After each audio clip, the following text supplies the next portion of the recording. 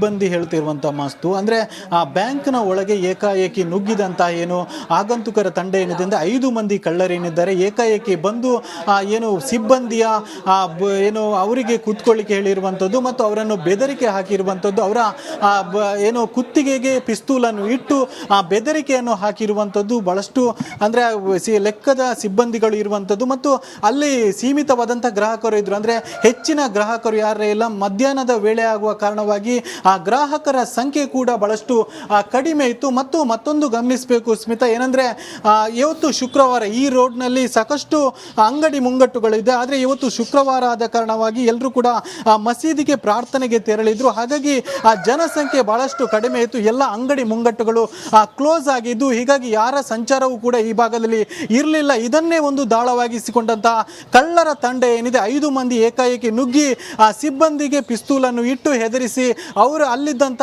ಏನು ಬಂಗಾರವಾಗಿರುವುದು ಸುಮಾರು ಈಗ ಪೊಲೀಸರ ಮಾಹಿತಿ ಪ್ರಕಾರ 10 ರಿಂದ 12 ಕೋಟಿ ಬಂಗಾರವನ್ನು ಈ ರೀತಿಯಾಗಿ ಲೂಟಿ ಮಾಡಿದ್ದಾರೆ ಅಂತ ಹೇಳಲಾಗ್ತಿದೆ. ಸುಮಾರು 5 ಲಕ್ಷ ರೂಪಾಯಿ ನಗದುವನ್ನು ಕೂಡ ಈಗಾಗಲೇ ತೆಗೆದುಕೊಂಡು ಹೋಗಿರುವಂತದ್ದು. ಜೊತೆಗೆ ಈಗ ಅನುಮಾನ ಇರೋದೇ ಅದು ದಿನೇಶ್ ನೋಡಿ, ಈ ಚಿಕ್ಕ ಬ್ಯಾಂಕು ಅದರಲ್ಲಿ ಇಷ್ಟೆಲ್ಲ ಪ್ರಮಾಣದ ಹಣ ಚಿನ್ನಾಭರಣ, ಅದರಲ್ಲೂ ಇವತ್ತೇ CC ಕ್ಯಾಮ್ರಾ ರಿಪೇರಿಗೆ ಹೋಗಿದೆ. ಇದೆಲ್ಲ ಹೊರಗಿನವರಿಗೆ ಯಾರಿಗೂ ಗೊತ್ತಾಗೋದು ಹೇಗೆ? ಒಳಗಿನವ್ರ ಮೇಲೆ ಅಂದರೆ ಬ್ಯಾಂಕಿನ ಸಿಬ್ಬಂದಿ ಮೇಲೇನೆ ಅನುಮಾನ ಬರ್ತಿರೋದಕ್ಕೆ ಇದೇ ಕಾರಣ ಅಲ್ವಾ ಅಂತ? ಹೌದು ಸ್ಮಿತಾ, ಆರಂಭದಿಂದಲೂ ಕೂಡ ಇಲ್ಲಿನ ಸ್ಥಳೀಯರು ಹೇಳ್ತಿದ್ರು, ಬಹಳಷ್ಟು ಅನುಮಾನವನ್ನು ಕೂಡ ವ್ಯಕ್ತಪಡಿಸಿರುವಂಥದ್ದು. ಒಂದಷ್ಟು ವೆಲ್ ಪ್ಲಾನ್ಡ್ ಮಾಡಿಕೊಂಡು ಈ ರೀತಿಯಾದಂಥ ದರೋಡೆ ಮಾಡಿದ್ದಾರೆ ಅನ್ನುವಂಥ ಅನುಮಾನವನ್ನು ಕೂಡ ಸ್ಥಳೀಯರು ಹೇಳ್ತಾ ಇರುವಂಥದ್ದು. ಮತ್ತು ಇದರಲ್ಲಿ ಒಂದಷ್ಟು ಗೊತ್ತಿದ್ದವರು ಏನು ಸೇರಿಕೊಂಡಿರ್ಬೋದು ಅನ್ನೋಂಥ ಅನುಮಾನವನ್ನು ಕೂಡ ವ್ಯಕ್ತಪಡಿಸಿರುವಂಥದ್ದು. ಒಂದು ಏನಂದರೆ ಈ ಒಂದು ರೋಡ್ ಏನಿದೆ ಇದು ಸಾಮಾನ್ಯ ದಿನಗಳಲ್ಲಿ ಜನಜಂಗುಳಿಯಿಂದ ತುಂಬಿರುತ್ತೆ. ಎಲ್ಲ ಅಂಗಡಿ ಮುಂಗಟ್ಟುಗಳೇನಿದೆ ಅದು ಓಪನ್ ಆಗಿರುತ್ತೆ. ಆದರೆ ಯಾವತ್ತು ಕ್ಲೋಸ್ ಅಂದರೆ ಎಲ್ಲರೂ ಕೂಡ ಈ ಭಾಗದಲ್ಲಿ ಮುಸ್ಲಿಂ ಸಮುದಾಯದವರೇ ಅಧಿಕವಾಗಿರುತ್ತಾರೆ. ಎಲ್ಲರೂ ಕೂಡ ಇವತ್ತು ಆ ಮಸೀದಿಗೆ ತೆರಳಿದ್ರು. ಅದು ಒಂದು ಕಾರಣ ಕೂಡ ಆ ಒಂದು 5 ಮಂದಿ ಕಳ್ಳರಿಗೂ ಗೊತ್ತಿತ್ತು. ಮತ್ತೊಂದು ಏನಂದರೆ ಏನು ಈ CCTV ಏನಿದೆ ಅದು ಕೂಡ ಕೈ ಕೊಟ್ಟಿತ್ತು. ಯಾವತ್ತೇ ಅಂದರೆ ಯಾವಾಗಲೂ CCTV ಸರಿಯಾಗಿತ್ತು, ಆದರೆ ಯಾವತ್ತೇ CCTV ಹಾಳಾಗಿತ್ತು. ಇದು ಸ್ಥಳೀಯರ ಬಹಳಷ್ಟು ಅನುಮಾನಕ್ಕೂ ಕೂಡ ಕಾರಣ ಆಗಿರುವಂಥದ್ದು. ಯಾಕೆ CCTV ಸರಿ ಇಲ್ಲದಿದ್ದು ಅದು ಕಳ್ಳರಿಗೆ ಹೇಗೆ ಗೊತ್ತಾಯಿತು? ಈ ರೀತಿಯಾದಂಥ ಹಲವು ಅನುಮಾನಗಳನ್ನು ಕೂಡ ಏನು ಬ್ಯಾಂಕ್ನಲ್ಲಿ ಅಡವಿಟ್ಟಿರುವಂಥ ಏನೋ ಒಂದಷ್ಟು ಚಿನ್ನಾಭರಣ ಇಟ್ಟಿರುವಂಥ ಗ್ರಾಹಕರು ಕೂಡ ಹೇಳ್ತಿರುವಂಥದ್ದು. ಜೊತೆಗೆ ಸ್ಥಳೀಯರು ಕೂಡ ಇದರ ಬಗ್ಗೆ ಹೇಳ್ತಾ ಇರುವಂಥದ್ದು ಮತ್ತು ಅವರು ಆಗ್ರಹವನ್ನು ಕೂಡ ಮಾಡ್ತಿರುವಂಥದ್ದು. ನಮ್ಮ ಜೊತೆ ಬ್ಯಾಂಕ್ನ ಹಿಂಬದಿಯ ಮನೆಯ ಸ್ಥಳೀಯರೊಬ್ಬರು ಇದ್ದಾರೆ, ಅವ್ರ ಜೊತೆ ಮಾತಾಡಿಸ್ತಾ ಹೋಗೋಣ. ಇವತ್ತು ಶುಕ್ರವಾರ ಮತ್ತೊಂದು ಬ್ಯಾಂಕಿನ CCTV ಕೆಟ್ಟಿದೆ ಅಂತ ಇದೆ. ಹಾಗಾಗಿ ಒಂದು ಪ್ಲ್ಯಾನ್ ಮಾಡಿಕೊಂಡು ಕಳ್ಳರು ಬಂದಿದ್ರೆ ಗೊತ್ತಿದ್ದವರೇ ಇದ್ರ ಅಂತ ಅಲ್ಲ, ಗೊತ್ತಿದ್ದವರು ಅಂತ ನಮ್ಗೆ ಹೇಳಲಿಕ್ಕೆ ಆಗೋದಿಲ್ಲ. ನಾವೆಲ್ಲ ಆ ಟೈಮಲ್ಲಿ ನಮ್ಮ ಅಂಗಡಿಯೆಲ್ಲ ಬಂದ್ ಮಾಡಿ ನಾವು ಮಸೀದಿಗೆ ಹೋಗಿರ್ತೇವೆ. ಅದು ಒಂದು 10ಕ್ಕೆ ಈ ಘಟನೆ ನಡೆದದ್ದು. ನಮಗೆ ನಮ್ಮ ಮನೆಯಿಂದ ಫೋನ್ ಬಂತು 1:20ಕ್ಕೆ ಕಾಲ್ ಬಂದಲ್ಲಿ ಇಲ್ಲೆಲ್ಲ ಬೊಬ್ಬೆ ಕೇಳ್ತಾ ಉಂಟು ಅಂತ ಏನೋ ಆಗಿದೆ ಅಂತೇಳಿ. ನಾವು ಬರುವಾಗ ಈ ದರೋಡೆ ಮಾಡಿ ಅವರು ಹೋಗಿ ಆಗಿದೆ. ಈ ದರೋಡೆ ಮಾಡಿದವರುಂಟಲ್ಲ, ನೀವು ಶೀಘ್ರದಲ್ಲೇ ಪತ್ತೆ ಹಚ್ಚಬೇಕು ಯಾರು ಡಿಪಾರ್ಟ್ಮೆಂಟ್ ಅವರು. ಇಲ್ಲಾಂದರೆ ನಮ್ಮ ಊರಿಗೆ ಉಂಟಲ್ಲ ಇದೊಂದು ಉಂಟಲ್ಲ ಅಂತ ಹೋದ್ರೆ ಕೆಟ್ಟ ಹೆಸರು ಬರ್ತದೆ, ಊರಿನವರ ಮೇಲೆ ಅವಮಾನ ನಮಗೆ ಇದು ಬರ್ತದೆ. ಅದ ಕಾರಣ ಅವರನ್ನು ಹಿಡಿದು ಊರಿನವರ ಕೈಗೆ ಕೊಡಬೇಕು. ಮತ್ತೊಂದು ಅನುಮಾನ ಏನಂದ್ರೆ ಇದೇ ಬ್ಯಾಂಕಲ್ಲಿ ಈ ಹಿಂದೆ ಬೇರೆ ಕಡೆ ಇತ್ತು ಈ ಕಟ್ಟಡ, ಆ ಕಟ್ಟಡದಲ್ಲೂ ಕೂಡ ಈ ರೀತಿಯಾದ ದರೋಡೆ ಆಗಿದೆ. ಯಾಕೆ ಇದೇ ಬ್ಯಾಂಕಲ್ಲಿ ಆ ದರೋಡೆ ಆಗ್ತಿದೆ ಅಂತ? CC ಕ್ಯಾಮ್ರಾ ಹಾಲಾಗಿದೆ. ಆವತ್ತು ಹಿಂದಿನ ಕಡೆ ದರೋಡೆ ಆಗುವಾಗ ಆ ದಿನವೂ ಸಹ ಇದೇ ರೀತಿ CC ಕ್ಯಾಮ್ರಾ ಹಾಲಾಗಿದೆ. ನೋಡುವಾಗ ಬ್ಯಾಂಕಿನ ಸಿಬ್ಬಂದಿಯ ಗಂಡನೇ ಅದರ ಕಳ್ಳತನದ ಸುಳಿವು ಸಿಕ್ಕಿ ಅವರನ್ನು ಇವರು ಹಿಡಿದಿದ್ದಾರೆ, ಪೊಲೀಸಿನವರು ಹಿಡಿದಿದ್ದಾರೆ. ಇದೇ ರೀತಿ ಪದೇ ಇದೇ ಬ್ಯಾಂಕನ್ನೇ ಟಾರ್ಗೆಟ್ ಮಾಡಿ ಶುಕ್ರವಾರ ದಿವಸ ಅವತ್ತು ಶುಕ್ರವಾರ ದಿವಸನೇ ಕಳ್ಳತನವಾಗುತ್ತದ್ದು. ಈ ದಿವಸ ಶುಕ್ರವಾರ ದಿವಸನೇ ಕಳ್ಳತನವಾಗಿತ್ತು. ಪದೇ ಇದೇ ದಿವಸವನ್ನು ಟಾರ್ಗೆಟ್ ಮಾಡಿ ಕಳ್ಳರು ಇದರ ಬಗ್ಗೆ ಮಹತ್ವದ ಸುಳಿವನ್ನು ಸಿಕ್ಕಿ CC ಕ್ಯಾಮ್ರಾ ಅಲ್ಲಿ ಸರಿಯಿಲ್ಲ ಅಂತ ಸಿಕ್ಕಿ ಇದರ ಬಗ್ಗೆ ತಿಳಿದುಕೊಂಡ ಅನುಮಾನ ನಮಗೆ ತುಂಬ ಇದೆ. ಆದುದರಿಂದ ಇದೇ ರೀತಿ ಪದೇ ಕಳ್ಳತನವಾಗುವುದರಿಂದ ನಮ್ಮ ಊರಿಗೆ ಒಂದು ದೊಡ್ಡ ಕೆಟ್ಟ ಹೆಸರು ಬರುತ್ತದೆ.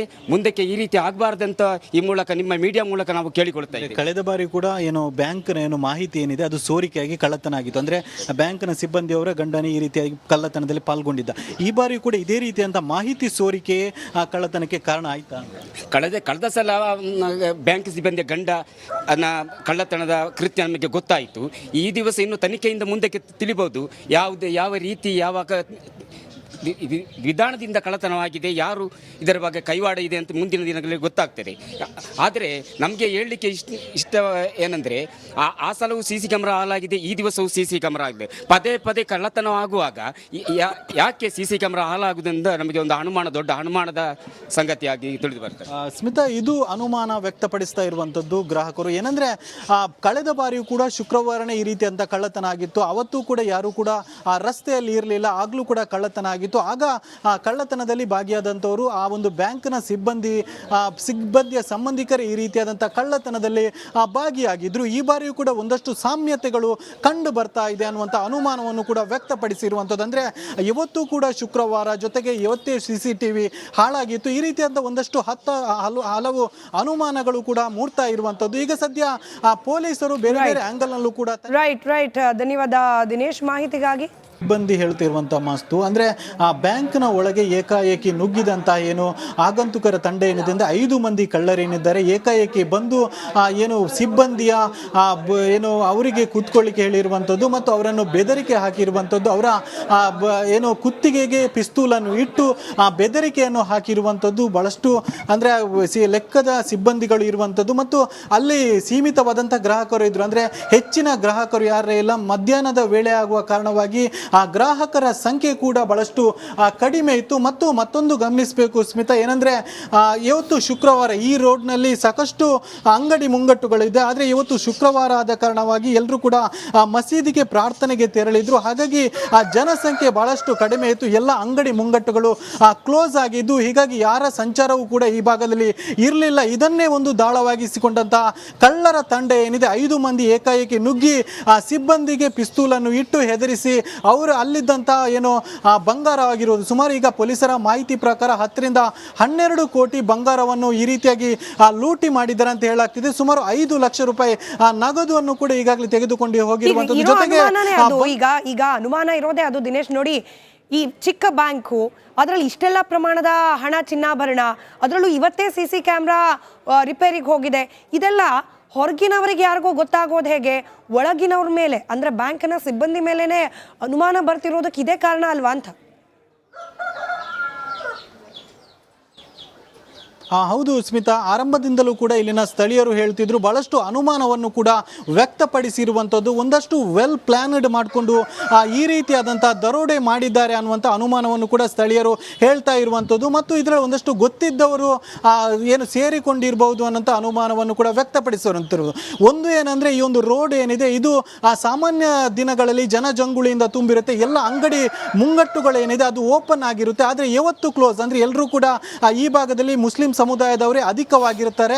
ಎಲ್ಲರೂ ಕೂಡ ಇವತ್ತು ಆ ಮಸೀದಿಗೆ ತೆರಳಿದ್ರು. ಅದು ಒಂದು ಕಾರಣ ಕೂಡ ಆ ಒಂದು 5 ಮಂದಿ ಕಳ್ಳರಿಗೂ ಗೊತ್ತಿತ್ತು. ಮತ್ತೊಂದು ಏನಂದರೆ ಏನು ಈ CCTV ಏನಿದೆ ಅದು ಕೂಡ ಕೈ ಕೊಟ್ಟಿತ್ತು. ಯಾವತ್ತೇ ಅಂದರೆ ಯಾವಾಗಲೂ CCTV ಸರಿಯಾಗಿತ್ತು, ಆದರೆ ಯಾವತ್ತೇ CCTV ಹಾಳಾಗಿತ್ತು. ಇದು ಸ್ಥಳೀಯರ ಬಹಳಷ್ಟು ಅನುಮಾನಕ್ಕೂ ಕೂಡ ಕಾರಣ ಆಗಿರುವಂಥದ್ದು. ಯಾಕೆ CCTV ಸರಿ ಇಲ್ಲದಿದ್ದು ಅದು ಕಳ್ಳರಿಗೆ ಹೇಗೆ ಗೊತ್ತಾಯಿತು? ಈ ರೀತಿಯಾದಂಥ ಹಲವು ಅನುಮಾನಗಳನ್ನು ಕೂಡ ಏನು ಬ್ಯಾಂಕ್ನಲ್ಲಿ ಅಡವಿಟ್ಟಿರುವಂಥ ಏನೋ ಒಂದಷ್ಟು ಚಿನ್ನಾಭರಣ ಇಟ್ಟಿರುವಂಥ ಗ್ರಾಹಕರು ಕೂಡ ಹೇಳ್ತಿರುವಂಥದ್ದು.